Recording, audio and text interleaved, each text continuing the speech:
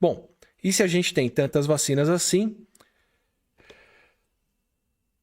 se justifica ou não dar esse monte de doses de vacinas para umas crianças? Eu estou tentando fazer aqui um apanhado de várias dúvidas que as pessoas têm sobre vacinação de crianças Covid ou não Covid, para tentar responder para vocês. Como eu disse, se ficar alguma coisa de fora que vocês acham importante, pode deixar no comentário e eu vou tentar incorporar na próxima live de perguntas e respostas por aqui.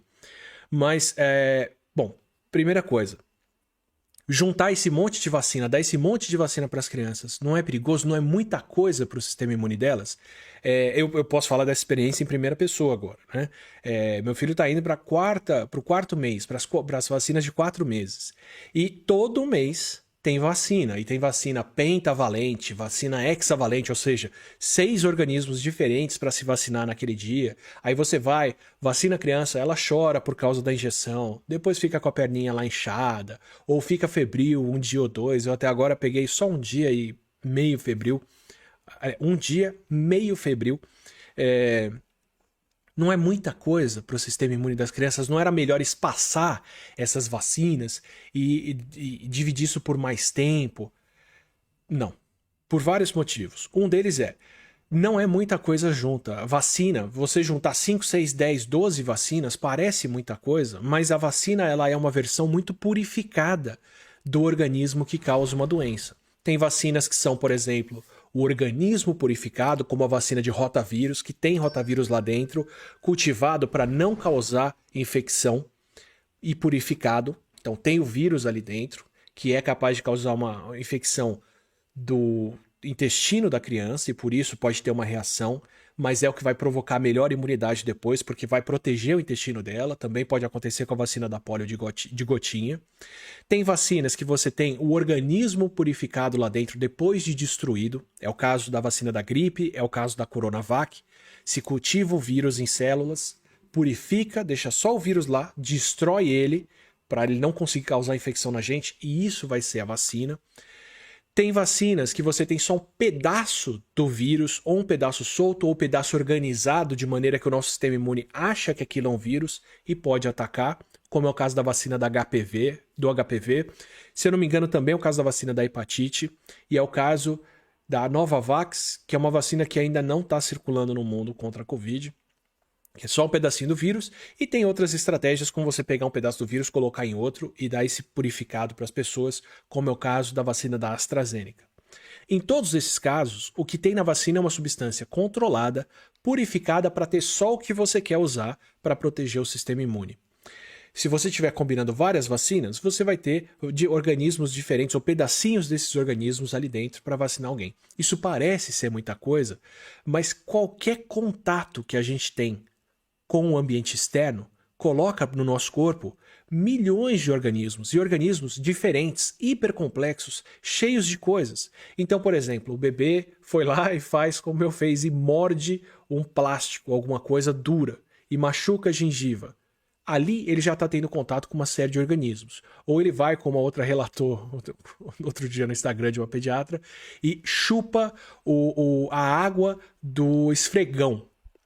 Põe o esfregão na boca para provar aquilo. Só aí a criança já está tendo contato com milhões de micro-organismos. Ou alguém com um bom hábito vai lá e faz o que eu fiz hoje cedo e escova os dentes. O que está acontecendo quando a gente escova os dentes? Você tem uma abrasão da gengiva, as cerdas arranham um pouquinho a gengiva e entra em contato com essas microferidas que a gente nem vê, várias bactérias que estavam no nosso dente, que vão parar na corrente sanguínea. Se eu testar o seu sangue depois de uma escovação de dentes, eu vou encontrar bactérias na sua corrente sanguínea que estavam na sua boca. Isso não é problema, tá?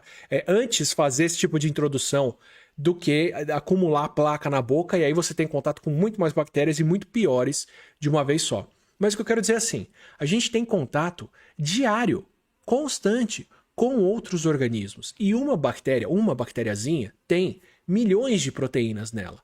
Diferente de uma vacina, como por exemplo a vacina de RNA, que tem 2 substâncias. Tem o RNA lá dentro e as moléculas de gordura que vão transportar esse RNA para as nossas células. Eu sei o que tem lá dentro, é hiper controlado e hiper purificado, comparado com o que é uma bactéria entrando em contato com o sangue.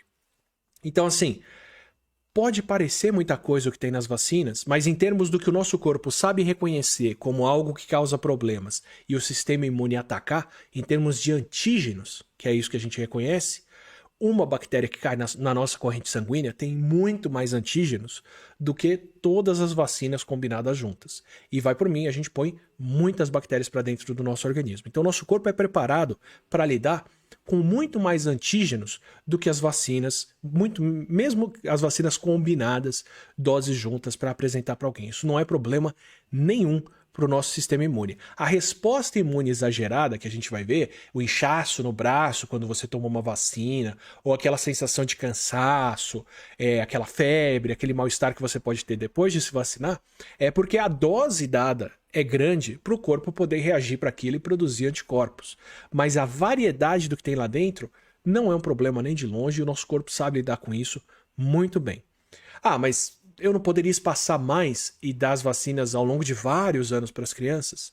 Em termos de como o sistema imune responde, não teria problema. A questão é que por esse tempo todo, o bebê e a criança vão estar vulneráveis àquela doença. E a ideia é a gente proteger a criança o quanto antes do que pode mais causar problema com elas. Então, o painel de vacinas que uma criança recebe pode parecer exagerado, mas porque a quantidade de doenças que essa criança pode encontrar é muito grande. E essas vacinas são planejadas para serem dadas para proteger do que é mais prioritário, do que é mais importante, o mais cedo possível. Então, em termos de produção de resposta imune, você poderia espaçar mais as vacinas? Até podia. Qual é o problema disso? Você está deixando uma criança vulnerável por mais tempo. E isso não é o legal. Então, o que você puder combinar e dar o mais cedo possível, melhor, porque essa criança vai estar protegida o quanto antes. Esse é o raciocínio de como as vacinas são agrupadas e organizadas, o que causa mais problema para as crianças do que eu tenho que proteger elas primeiro. Por isso que a gente tem painéis com tantas vacinas juntas. Ah, mas se eu não der vacina para minha criança, ela está protegida com outras.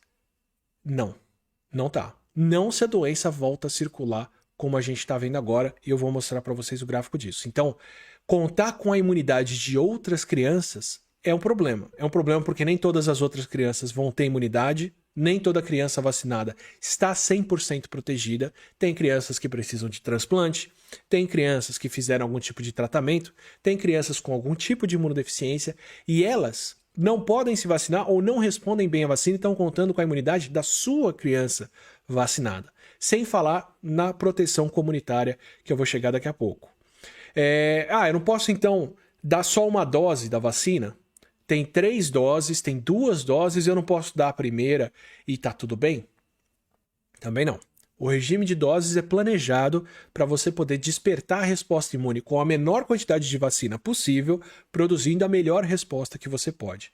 E a maneira que se faz isso é diminuir o que você dá de uma vez e espaçar e apresentar isso de novo para o corpo. É como estudar. Se você quer realmente aprender alguma coisa ou se você quer ir bem numa prova, não adianta você sentar num dia e ler tudo. Você vai esquecer isso em pouco tempo. Você tem uma exposição controlada com intervalos de tempo no meio para dar tempo, no caso do estudo, do seu cérebro se adaptar e aprender aquilo, para dar tempo, no caso do nosso sistema imune, da imunidade ser amadurecida e poder responder melhor àquela vacina. Por isso que a gente tem intervalos de dose de vacinação e por isso tem, por exemplo, dose de reforço, no caso dos idosos agora. E por isso que a dose de reforço dos idosos é de pelo menos 6 meses, porque você tem que esperar declinar essa imunidade para poder acordar ela de novo e reforçar isso para o corpo. Então o regime de doses das vacinas, ele é testado, ele é otimizado para poder fazer o melhor possível pelo seu filho. Se você não der o regime de doses certo, a sua criança não está protegida contra aquela doença. A ideia é dar o regime certinho, dentro do intervalo certinho.